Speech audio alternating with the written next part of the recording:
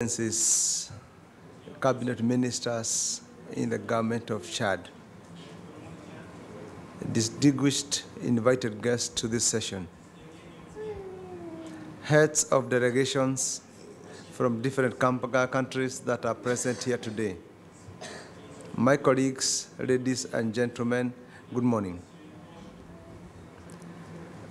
I am honored both to participate in this kind of a session where civil society organizations, indigenous people, practitioners of pastoralism are sitting together to discuss their own welfare issues, where distinguished senior government officers make time to engage in dialogue. It's an exceptional honor, I must say that. As a team member of the GEF, I would like to make a few highlights about the GEF, also called FEM, the Global Environment Facility, which is an institution that partners with countries throughout the world to ensure that we all take care of the environment and take care of the welfare of our people.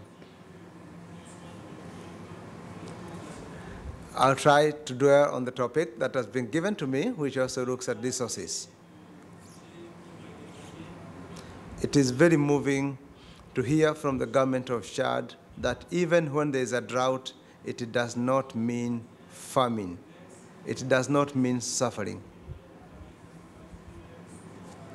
I think that is the beginning of safeguarding ourselves against the threats, against the stresses.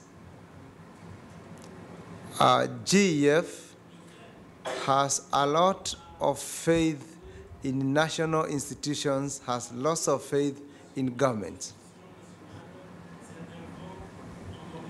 In each country, there is an appointed political focal point and an operational focal point.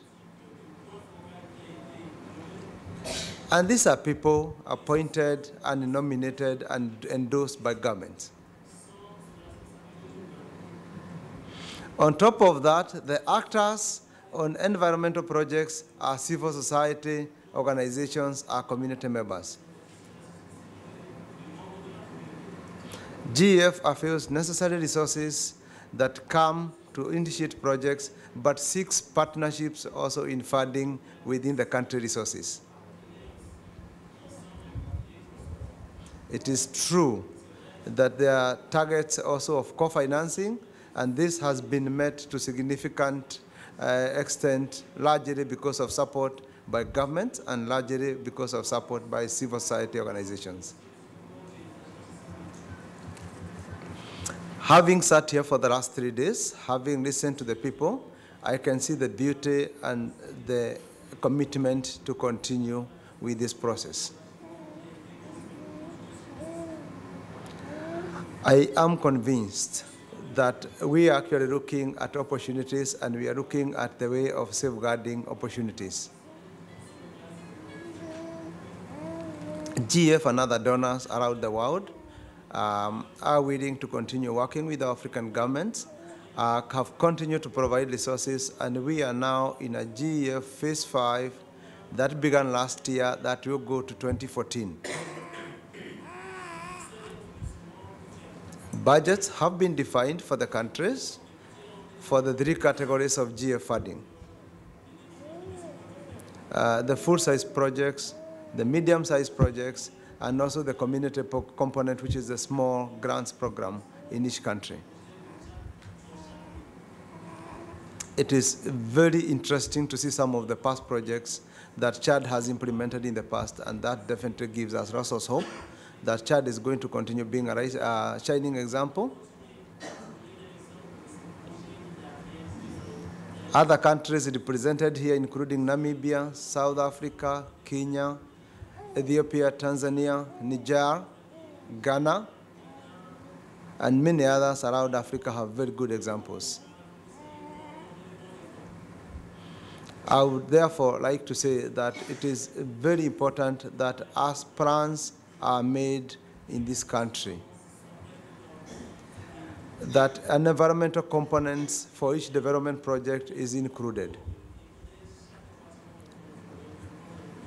And whether the governments shall be using their own resources for the projects for development, that they can consider GEF resources amongst other development partners, conservation partners, so that there's a component that safeguards environment. And also, it would be very good that there's a community component to it that also engages communities in the design stage, in the policy, and in the implementation. And I do believe this is what the pastoralists are requesting, so that they don't come back fighting, saying there's no longer as much corridor as there was, and so on and so forth. God bless you. God bless Chad. God bless the other countries. Thank you.